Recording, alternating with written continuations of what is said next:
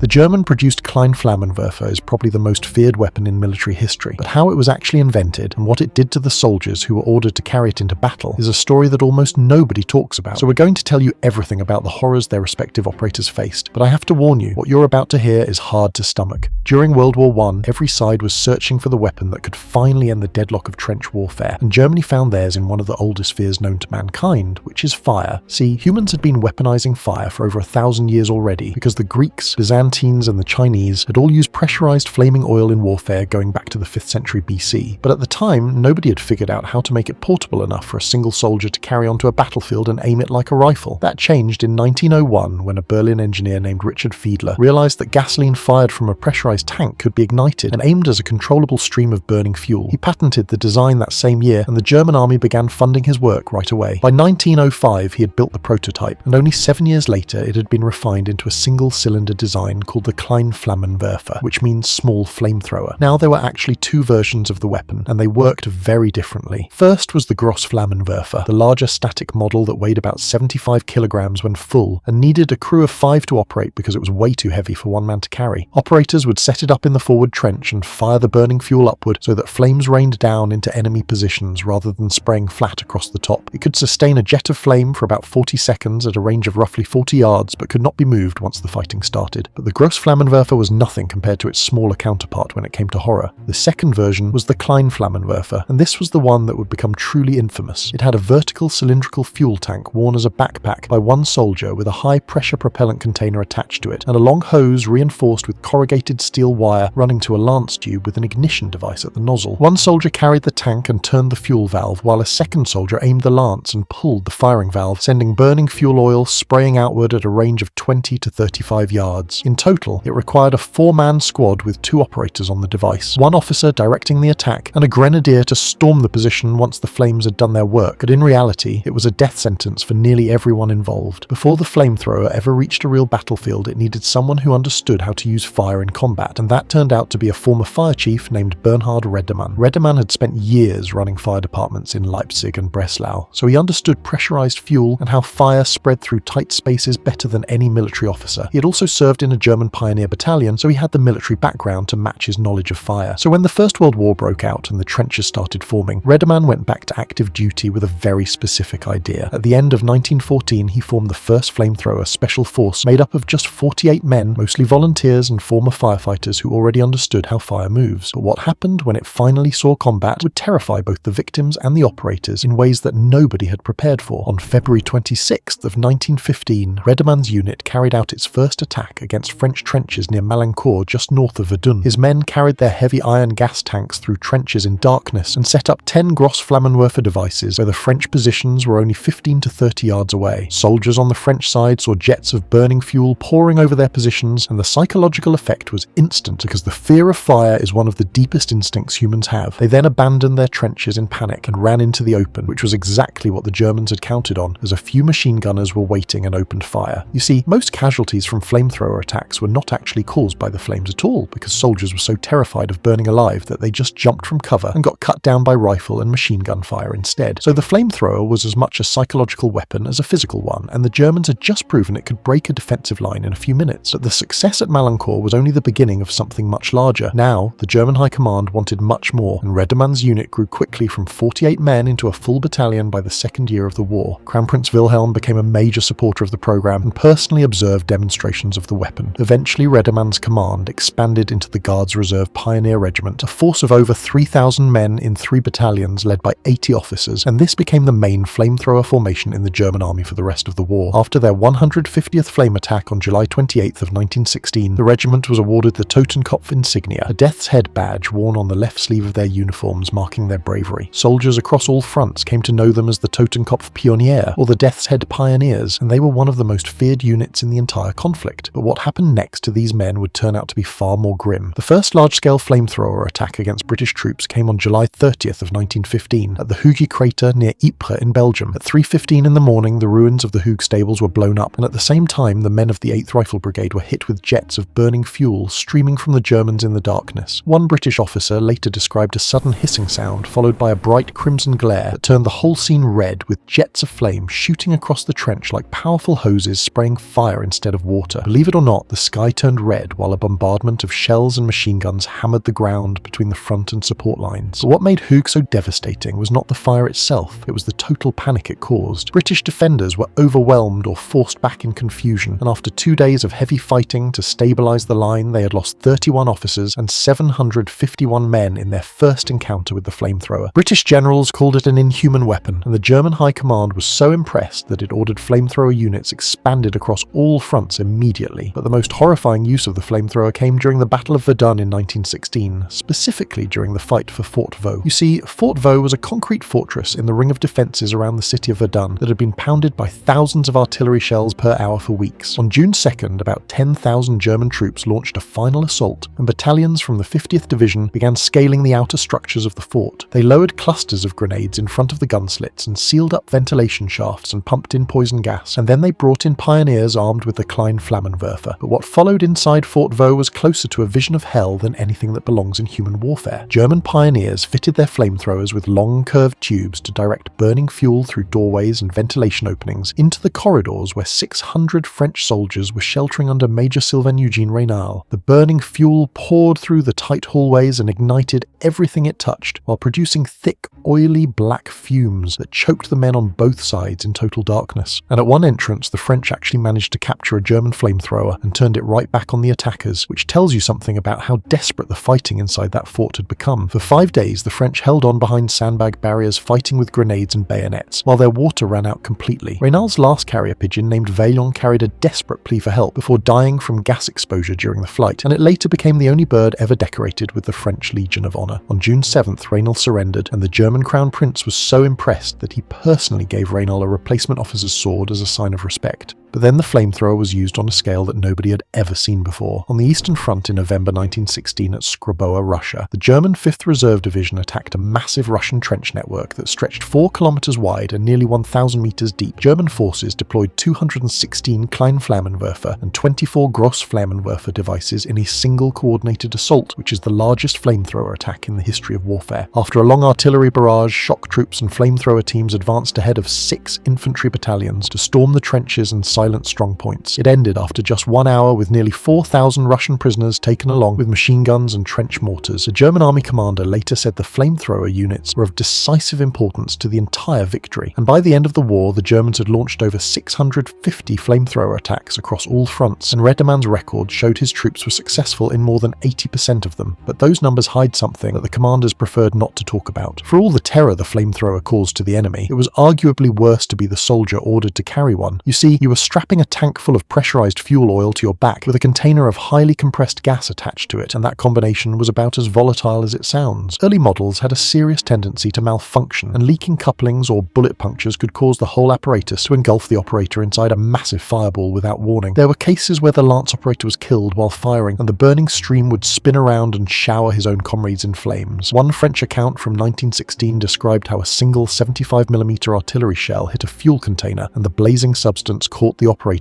who ran screaming. But the equipment was one thing. The real danger was what every enemy soldier wanted to do to you. The moment you fired a flamethrower, every soldier on that section knew where you were and was trying to kill you, because there is nothing more visible than a 60-foot stream of burning fuel. British and French troops learned quickly to concentrate all rifle fire on any area where flamethrowers appeared, and snipers targeted the fuel tank carriers because they were so easy to spot. However, the hatred soldiers felt toward flamethrower operators went far beyond just wanting to stop the weapon. You see, burning to death is widely considered one of the worst ways to die because it is far from quick, and soldiers who had watched their comrades burn alive developed a hatred that had very real consequences. Flamethrower operators were in many cases executed on the spot if captured, but as sick as this sounds, it was simply an understood reality on both sides of the war. If you carried a flamethrower and you were taken alive, you were almost certainly going to be killed anyway, and every operator knew this before they went into combat. Redemann himself recorded only 890 deaths among the thousands of men who served under his command during the 4 years of the war, which might sound high until you remember these men were always at the very front of every assault. His officers also learned that not everyone had the steady nerves to do this work, and the regiment was strictly volunteer-based because many men who tried simply could not handle the psychological weight of what the weapon did to other human beings at such a close range. So the Totenkopf pioneers were in a terrible position because they were hated by the enemy who shot them on sight, feared by their own side who were glad not to be carrying that equipment, and haunted by what they saw their weapon do every time they fired. fired it. But then something unexpected happened. The Allies copied the flammenwerfer and made their own version. The British experimented with a truly enormous design called the Livens Large Gallery Flame Projector for the Battle of the Somme in 1916, and these things weighed about 2 tons each. They built 4 of them directly into a forward trench that had been secretly dug in no man's land just 60 yards from the German line, assembling each one piece by piece over many nights. But 2 of the 4 were destroyed by enemy shells before the Somme even began on July 1st, 1916, and the remaining 2 were used as planned with a range of about 90 yards. Both were effective at clearing trenches directly in front of them, but provided absolutely no wider benefit, and the British abandoned massive static flame devices after that. The French developed their own one-man flamethrower called the Schild, which was used in trench attacks during 1917 and 1918, and the Germans kept improving their own designs, and produced the Wechselapparat in 1917, a lighter model that could self-ignite but had a range of only 15 to 20 yards. But what really mattered was how the Germans combined it with their new assault tactics. Redermann's pioneers did not fight as a single regiment, but instead detached companies to support attacks wherever they were needed alongside stormtrooper units. During the Spring Offensive of 1918, the regiment saw its heaviest action with 105 attacks between March and July as Germany tried to win before American troops arrived. By 1916, flamethrowers were also being used against Allied tanks, and sometimes alongside poison gas, which created combinations that were nightmarish for the soldiers on the receiving end. Despite all of this tactical success, the flamethrower could never win a war on its own. Its range was always desperately short, which meant the operators had to get within pistol distance before they could even fire, and it could only sustain flames for 20 to 40 seconds before the fuel ran out. After the war ended on November 11th of 1918, every major army in the world developed its own versions for the next conflict, and improved models were used on an even larger scale during World War II. In the Pacific, the Americans used flamethrowers to clear Japanese soldiers from caves and bunkers on islands like Iwo Jima, where regular infantry simply could not reach them, and the British mounted flamethrowers on Churchill tanks, which could spray fire over 140 yards, making them some of the most feared vehicles on the battlefield. There were even documented cases of German units executing captured British flame tank crews on sight, because the hatred of fire as a weapon followed the flamethrower from one war straight into the next. But gradually, over the decades that followed, the flamethrower began to disappear from the world's arsenals. The United States banned the tactical use of flame weapons in 1978, and today most military forces no longer deploy them against human targets. The flamethrower was a weapon equally despised by the soldiers it was aimed at, and the soldiers ordered to carry it, and that might be the most telling thing about it. It took a brave man to strap bulky tanks of fuel and compressed gas onto his back and step into the line of fire, knowing that everyone on the battlefield wanted him dead more than anyone else, and knowing that capture meant certain death. If you enjoyed the video, please consider liking and subscribing.